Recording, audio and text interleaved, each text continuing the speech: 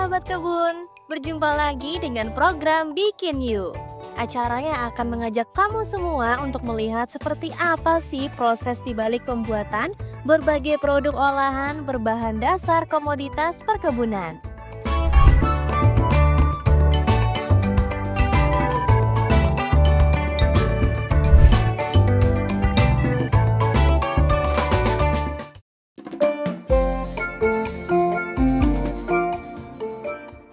Di episode ini kami sedang berada di Kabupaten Buleleng, Provinsi Bali.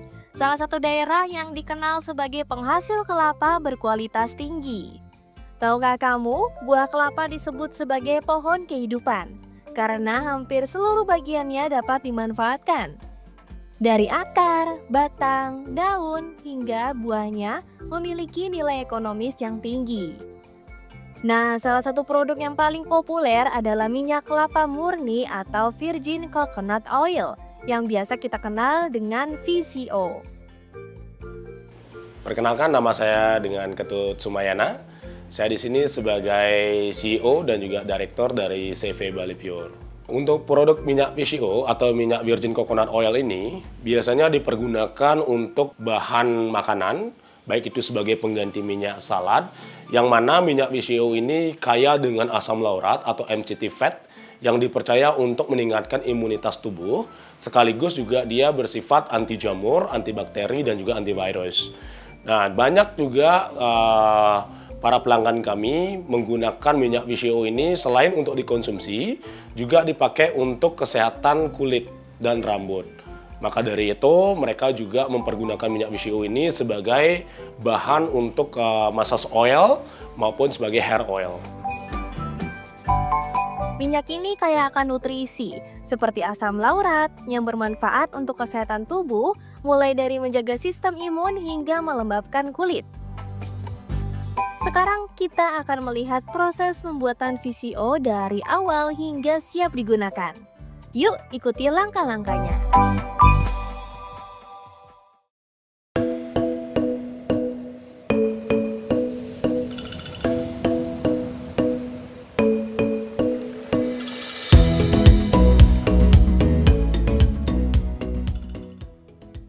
Pertama, kita memilih kelapa yang sudah tua. Kelapa tua lebih ideal karena memiliki kandungan minyak yang lebih tinggi. Setelah kelapa dibuka, dagingnya dipisahkan dari tempurung menggunakan alat khusus. Proses ini harus dilakukan dengan hati-hati agar daging kelapa tetap utuh. Kalau untuk proses minyak VCO atau Virgin Coconut Oil ini, kami proses dengan metode wet milling cold press, yaitu di mana buah kelapa itu biasanya dipetik langsung oleh para petani yang memiliki perkebunan kelapa. Jadi kami juga menjalin kerjasama dengan beberapa petani lokal yang memiliki kebun kelapa tersebut. Dan di saat mereka melakukan pemetikan, kami juga langsung melakukan pengawasan yang selanjutnya untuk memastikan kelapa yang dipetik itu adalah kelapa yang sudah cukup tua dan juga tidak terlalu muda. Daging kelapa yang sudah dipisahkan kemudian diparut untuk mempermudah proses berikutnya. Parutan kelapa dicampur dengan air, lalu diperas untuk menghasilkan santan. Santan inilah yang menjadi bahan utama pembuatan VCO. Santan yang sudah diperas didiamkan selama 24 hingga 48 jam untuk proses fermentasi. Dalam proses ini, minyak secara alami akan terpisah dari air dan protein kelapa. Minyak yang sudah terpisah kemudian disaring menggunakan kain halus atau filter khusus untuk memastikan VCO bersih dan bebas dari residu. Tahap terakhir adalah pengemasan. Minyak yang sudah siap dipindahkan ke dalam botol steril dan siap dipasarkan. Kalau minyak VCO jenis ukurannya kami ada beberapa, Pak. Jadi yang pertama itu ada ukuran yang 100 ml, 250 ml, 500 ml, 1 liter, dan jerigen 5 liter.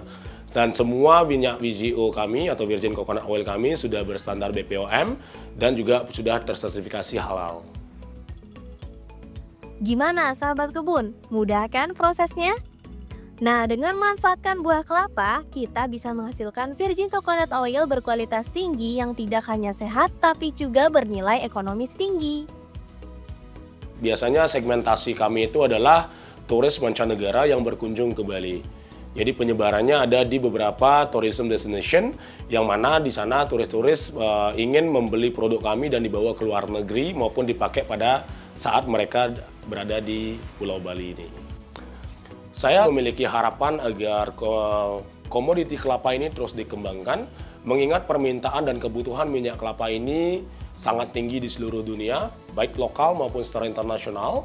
Itu agar bagaimana petani terus membudidayakan kelapa ini dan terus mendapatkan support dari pemerintah sekalipun, agar mereka bisa terus berkarya dan tidak merubah prospek perkebunan kelapa ini menjadi komoditi yang lainnya. Nah, Bali Pure sendiri berharap agar bisa terus menyerap daripada hasil perkebunan kelapa yang ada di desa kami maupun di kabupaten lainnya, yang mana kami berharap bisa mengikuti standar internasional itu sendiri. Sampai di sini dulu episode kali ini. Jangan lupa saksikan terus program Bikin Yuk untuk melihat proses pembuatan produk lainnya. Sampai jumpa di episode berikutnya.